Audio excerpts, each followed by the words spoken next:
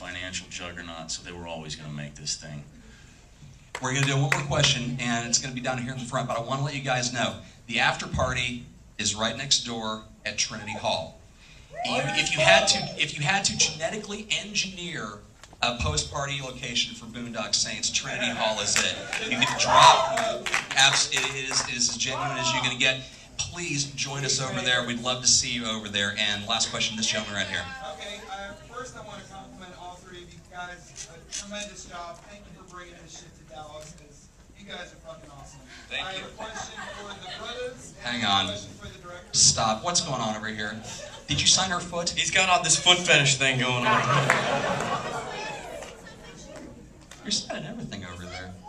I love it. It's me, the Boondock Saints Theater. I love it. And the chairs. All right, so the question for the director is, do you have any advice for any people that want to make films? Do you have any advice, first-time advice? And the question for the brothers is, like, if someone runs into you in the Starbucks and recognizes you, what's the quote that they fucking throw out? Where do you get the most?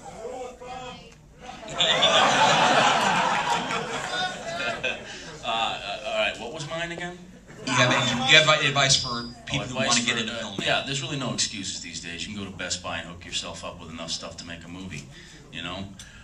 So you guys can, you know, if you want to direct something, direct it. Do it with your friends. They've done this twice now. Paranormal Activity, Blair Witch, $100 million hits that people made in their backyards. There are no excuses anymore with filmmaking. If you want to be a writer or a director, move to Hollywood or New York, get where the business is, find your way in. There's no pathway I can give you. Tell you, you know, do A, B, and C, and you'll be a successful filmmaker. Every guy I talk to, and myself, has a different story as to how they got there, you know. But you first have to go to where it is. That would be my advice. And the quotes? Anybody like quotes?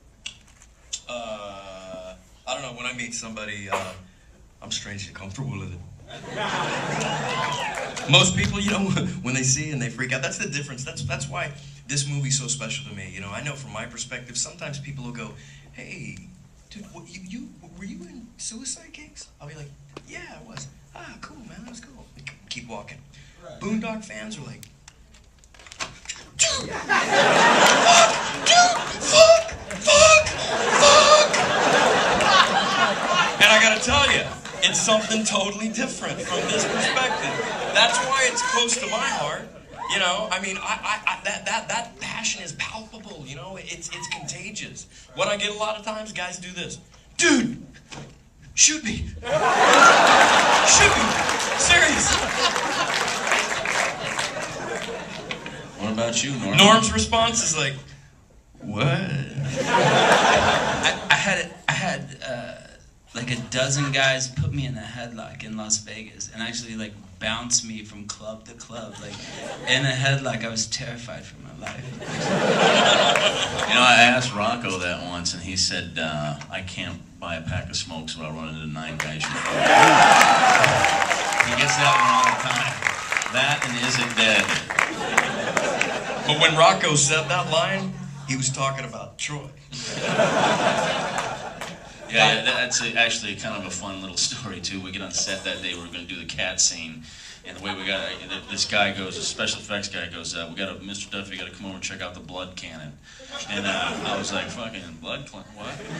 And I go over, and they light this thing off, and it throws a 6-foot splatter of blood, you know, 10 feet through the air, and it goes off like a, you know, like a cannon. It's terribly loud. And I was like, this is awesome. So we set it up under Rocco's chair. He hasn't gotten to set yet. He has to sit on this thing, right? And there's a charge in the wall to make it look like a gun hit it, so it blasts out this way. And the gun goes off, and the cat explodes all in one shot. And Rocco's got to be in the shot right when it happens, slamming his hand down on the thing. And he comes and he sits down. He looks at this thing. He's like, "What's that? It looks pretty serious." I'm like, "Don't worry about it. I saw this guy set it off. Just splatters blood. Doesn't even make a sound. Don't worry about it." And he's like, "Oh, all right." And like everybody on set was like, you know, "Oh my God, he's really not going to tell him," because I wanted that natural reaction, right? So I was like, all right, action. Try to make this look good, Rock. It's really not gonna, it's not gonna be that scary when it happens. But just do what you can. He's like, all right, I got it.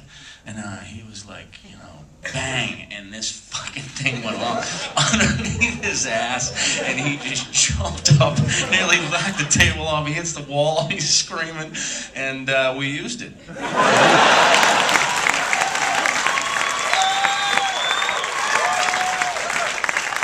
Norm and Sean were like, dude, are you totally not going to tell him? You're not going to tell him? I'm like, no, dude, this is going to be great. Just watch what happens. But literally, Rocco looked at me, pushing up his glass, going, no, Troy said it's not going to make a lot of noise. I'm like, right on, Rock. Right on. To me, he was like, so how do you like Vancouver? And we're in Toronto.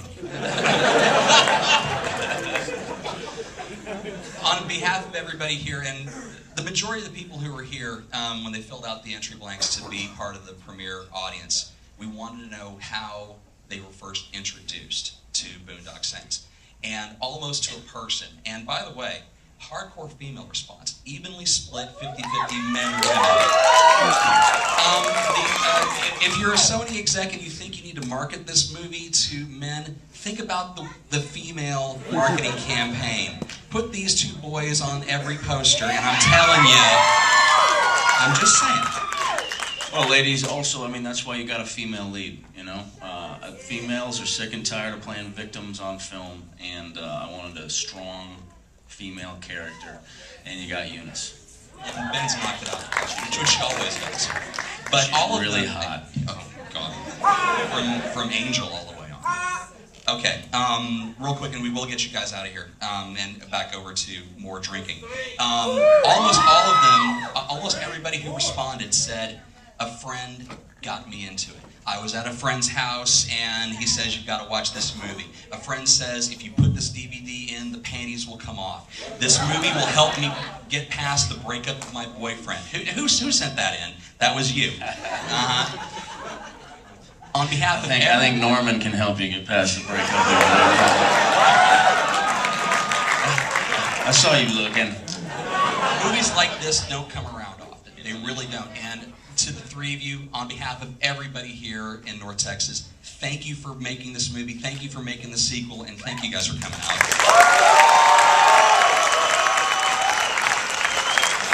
Once again, thank you, Sony Pictures. Thank you.